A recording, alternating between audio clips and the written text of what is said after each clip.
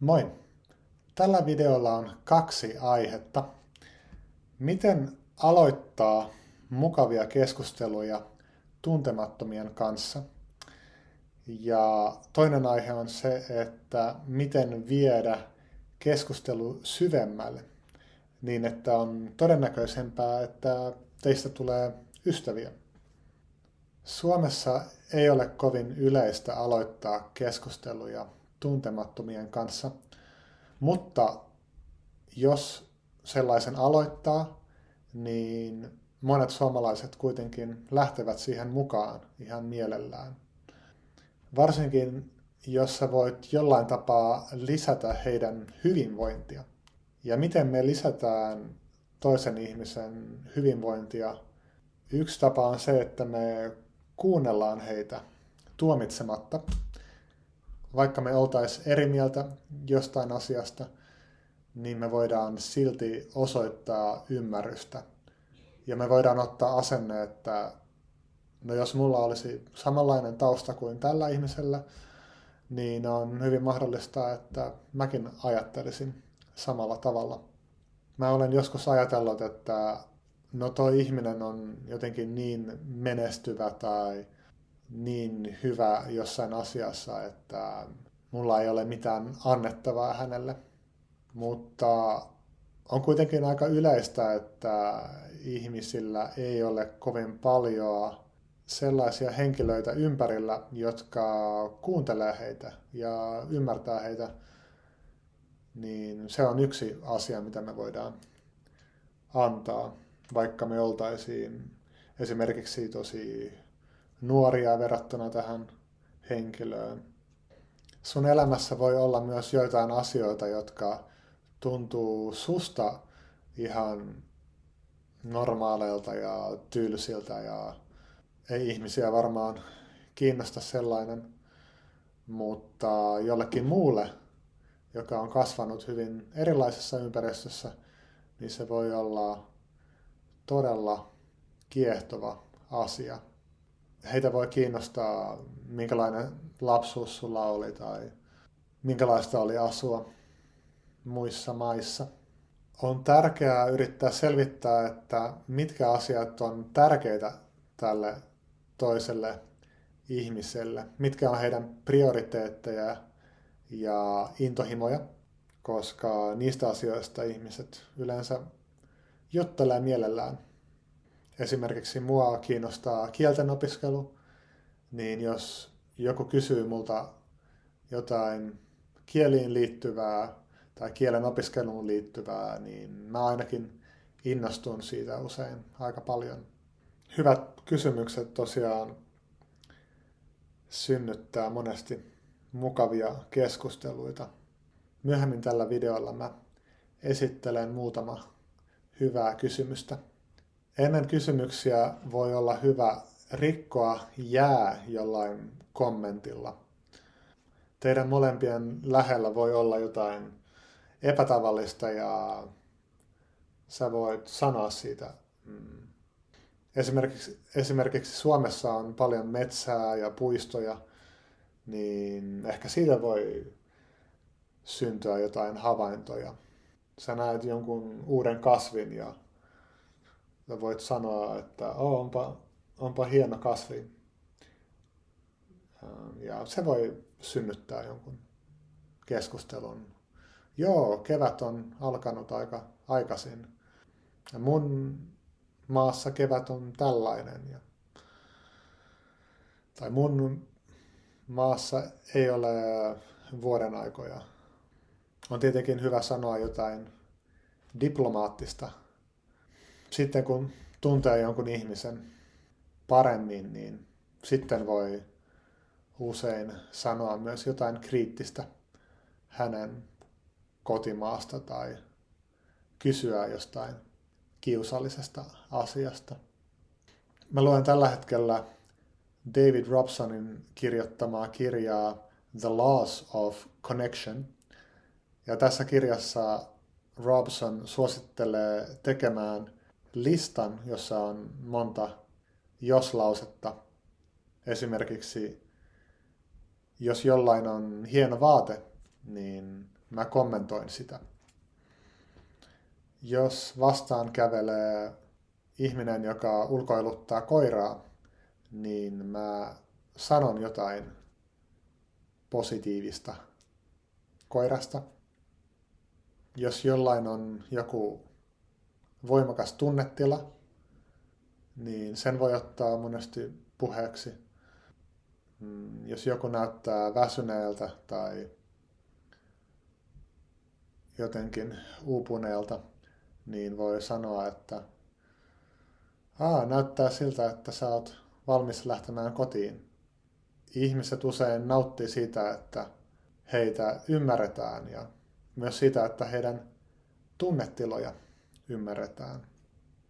Ja kun me aloitetaan silloin tällöin keskusteluja tällä tavalla, niin me saadaan harjoitusta.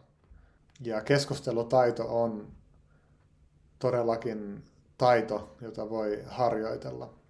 Ja siinä voi tulla hyväksi, vaikka olisikin aikaisemmin ollut vähän arka tai ujo. Kun mä olin nuorempi, niin mua jännitti paljon enemmän tuntemattomien kanssa juttelu. Mutta mä olen harjoitellut sitä aika paljon erilaisissa paikoissa. Muun muassa mun töissä, päiväkodeissa. Mä teen sijaisuuksia päiväkodeissa ja siellä mä tapaan paljon uusia ihmisiä. En pelkästään lapsia, vaan myös henkilökuntaa ja lasten vanhempia. Mä annan vielä yhden esimerkin jos-lauseesta. Jos sä näet jonkun ihmisen, jolla on hieno kello tai mielenkiintoinen kello, niin sä voit kysyä siitä. Ja on mahdollista myös kysyä, että onko tuossa kellossa jotain hyviä tai huonoja puolia. Nykyään monilla on älykelloja ja voi olla mielenkiintoista kysyä, että mitä kaikkea tuolla kellolla voi tehdä ja mitä kaikkea se mittaa tai mihin sä käytät tuota kelloa. Sä voit sanoa, että mä olen harkinnut älykellon ostamista ja sä voit kysyä jotain neuvoa siihen liittyen. Vaikka sulla olisi ehkä semmoinen ajatus, että no, on aika epätodennäköistä, että mä tarvitsen älykelloa, mutta se voi olla silti hauska keskustelun avaus ja ehkä sä opit jotain, joka saa sut muuttamaan sun mieltä. Mä en sano, että sun pitää hankkia älykelloa, mutta tää on vain esimerkki.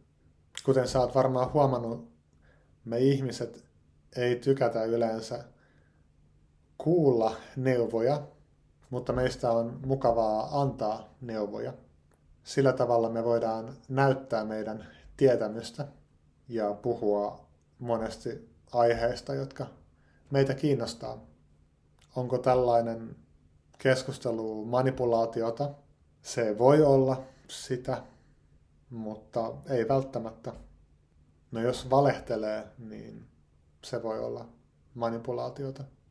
Esimerkiksi jos vihaa kaikkea teknologiaa ja sanoo, että no mä harkitsen älykellon ostamista, niin ehkä se olisi manipulaatiota. Mä tiedän, että keskustelujen aloittaminen jännittää monia ihmisiä.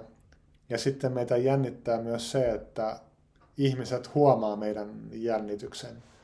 Jotkut ihmiset punastuu ja joidenkin ihmisten ehkä naama vääntyy vähän jotenkin oudosti. Mutta tämä kirja The Laws of Connection kertoo tutkimuksista, joiden mukaan ihmiset ei yleensä huomaa toisen ihmisen tunnetilaa kovin hyvin. Heillä on omia huolia ja omia pelkoja. Se on ehkä se, kun meillä on joku voimakas tunnetila, niin me ehkä pelätään, että se tunnetila tarttuu heti muihin tai että se tunne on niin voimakas, että se jotenkin siirtyy automaattisesti toiseen ihmiseen.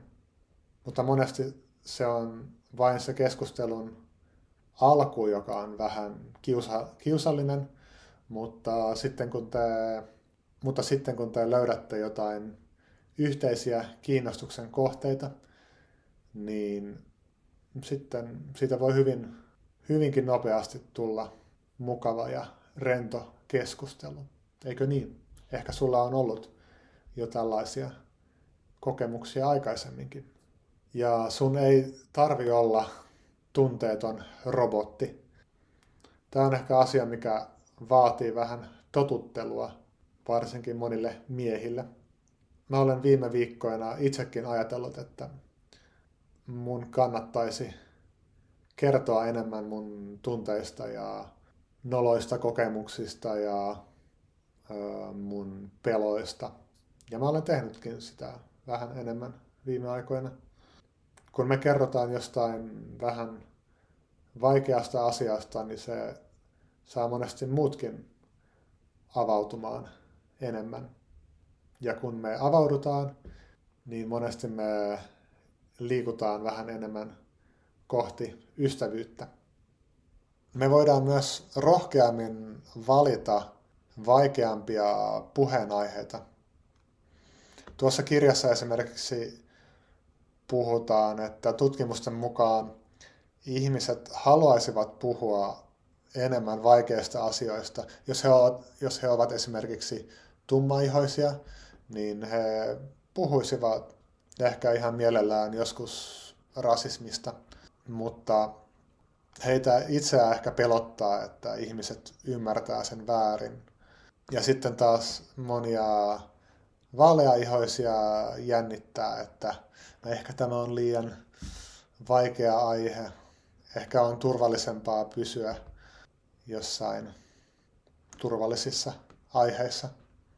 Mun vaimo on tummaihoinen ja mä itse asiassa äsken kysyin häneltä, että miltä tuntuisi, jos joku tuntematon kysyisi sulta, että oletko kokenut rasismia. Ja hän sanoi, että no, ei ole ongelma. Ehkä se ei ole paras ensimmäinen kysymys.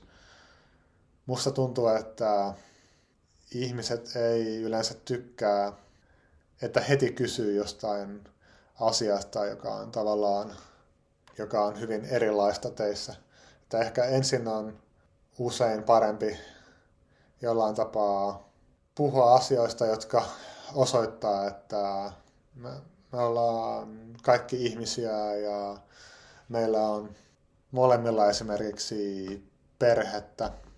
Silloin kun mä kysyn jostain vaarallisesta aiheesta, niin mä usein sanon myös, että saanko mä kysyä, että esimerkiksi jos joku puhuu hänen mielenterveysongelmasta, niin mä voin kysyä, että saanko mä kysyä, että käytätkö sä lääkkeitä? Tai mä lisään kysymyksen perään jossain udella. Tai ennen kysymystä mä sanon, mä olen utelias. Tällä tavalla mä tavallaan osoitan, että mä ymmärrän, että tämä kysymys on ehkä vähän kiusallinen tai herkkä asia joillekin ihmisille. Tai mä sanon jonkun asian vähän epäsuorasti, että mä olen lukenut, että Ramadanin aikana tapahtuu tällaista ja tällaista. Onko tämä totta?